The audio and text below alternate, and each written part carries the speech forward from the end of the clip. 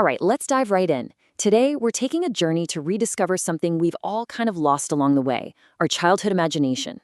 We'll be exploring the incredibly timeless allegory of Antoine de Saint-Exupéry's classic, The Little Prince. Now, a lot of folks write this off as just a simple, cute children's book. But as we're going to see in this explainer, by really breaking down the source text, it is actually this profound, deeply philosophical critique of how we live, how we love, and honestly, how we kind of lose our way when we grow up. So, let's get into it. Part 1. The End of Imagination.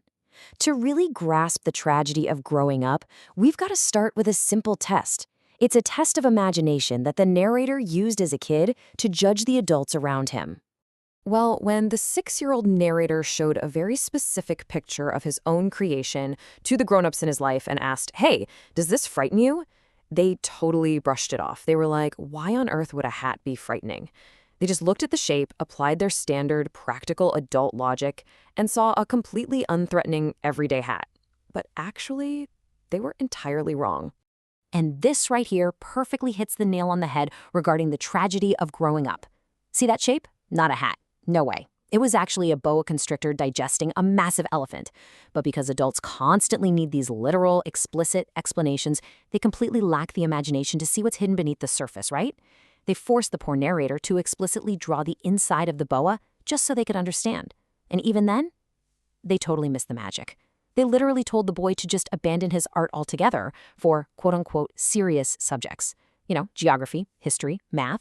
So he gave up what could have been a splendid career as a painter at age 6, all because adults are just so exhausted by things they can't instantly quantify. Moving on to part 2, An Encounter in the Desert. Fast forward a bit, and our narrator is an adult, but his practical grown-up life suddenly hits a terrifying wall. He's facing a literal life-or-death situation. His plane has crashed in the brutally isolated Sahara Desert. We're talking 1,000 miles from anyone, with only enough drinking water to last maybe 8 days. And right in the middle of this massive crisis, he wakes up at sunrise on the sand, and he isn't greeted by a rescue squad. No, he's greeted by this extraordinary, completely mysterious little boy, the Little Prince. And the crazy thing, this kid isn't panicked at all. He isn't thirsty. He isn't crying. Instead, he looks at our stranded pilot and makes the most absurdly simple request. He says, "Please, draw me a sheep." And when a mystery is that overpowering, you don't argue. You just do it. So the pilot pulls out a pen and paper. Now the pilot, remembering he basically only knows how to draw boa constrictors from the outside and the inside, gives it his best shot and makes his first attempt at a sheep. But the prince rejects it instantly. He just looks at it and says, "Nope, this one is already very sick. Draw me another." Okay, so the pilot tries again, but the prince just gives this gentle little smile and points out the glaringly obvious flaw. He says, "You can see for yourself that this is not a sheep. It's a ram. It has horns." Strike 2, right? So the pilot goes for a third attempt. But guess what? This one fails too.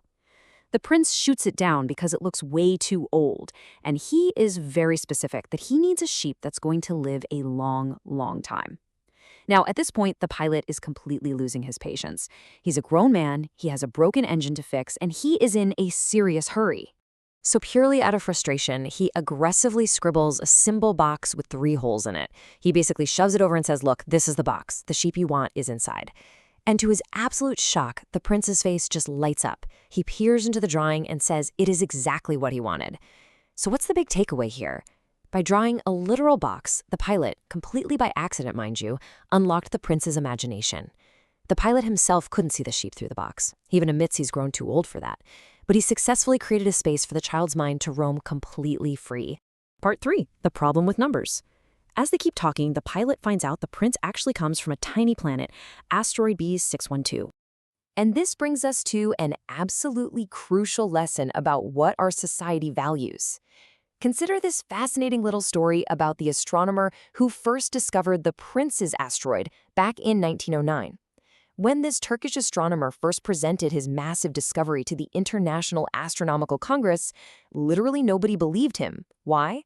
Just because he was wearing traditional Turkish clothing. It's ridiculous, right? But then, fast forward to 1920. A dictator essentially forced his people to dress in European fashion.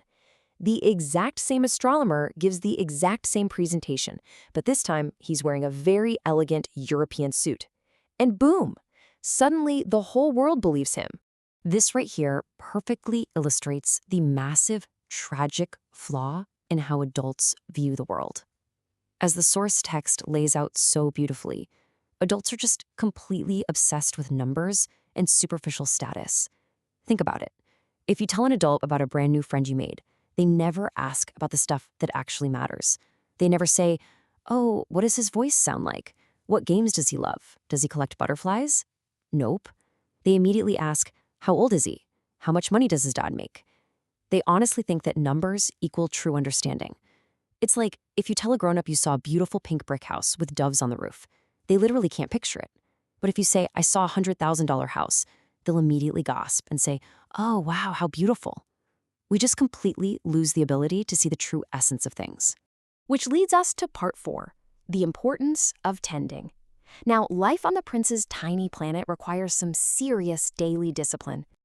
And this brings up our next vital lesson, which is all about addressing your problems early. The prince tells the pilot that his planet is absolutely infested with these terrible seeds, the seeds of the baobab tree. Now, the baobab here isn't just a plant, it's a super powerful metaphor. It represents those bad habits, toxic thoughts, or even just neglected responsibilities we all have. The prince explains that a baobab starts out incredibly tiny. It looks exactly like a totally harmless little rosebush. But if you don't have the discipline to uproot that thing the exact moment you recognize it's a baobab, the consequences are going to be catastrophic. The pilot actually created a majestic, but honestly pretty terrifying illustration of this with a desperate sense of urgency just to warn us. If you let a baobab grow, it doesn't just sit there. It will eventually cover your entire planet. Its roots will literally pierce right through to the core. And if your world is small and the baobabs are many, they will literally split your entire foundation apart. The prince calls it a matter of basic discipline. He says once you finish your own morning routine, you have to go out and carefully tend to your planet. You've got to clear out those weeds before they completely destroy your life. But, as we all know, maintaining that kind of discipline and caring for what truly matters, not easy, especially when we get so bogged down by the adult world. The whole narrative hits this huge climax on their 5th day in the desert. The pilot is frantically hammering away at a stuck bolt on his engine. He is massively stressed out, he's basically out of water, and he is staring death right in the face. Meanwhile, the prince is super anxious about whether the little sheep the pilot drew might eat his beloved, totally unique rose back home. And the pilot, who is just covered in grease and gripping his hammer, actually snaps at the boy. He basically yells that he doesn't care about the flower because he is busy with, quote, serious things. Well, the prince is just utterly appalled by this. He compares the pilot to this red-faced man he knows who only ever does math, who has never smelled a flower, never looked up at a star, and never loved a single person.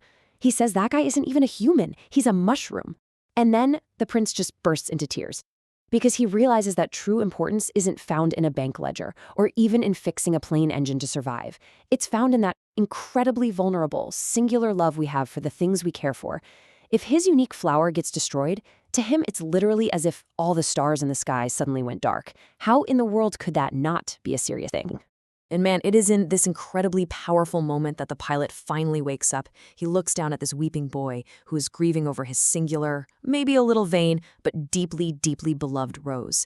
And moved by this profound truth, the pilot just drops his tools. He completely abandons that whole adult world of numbers and mechanics and literal survival.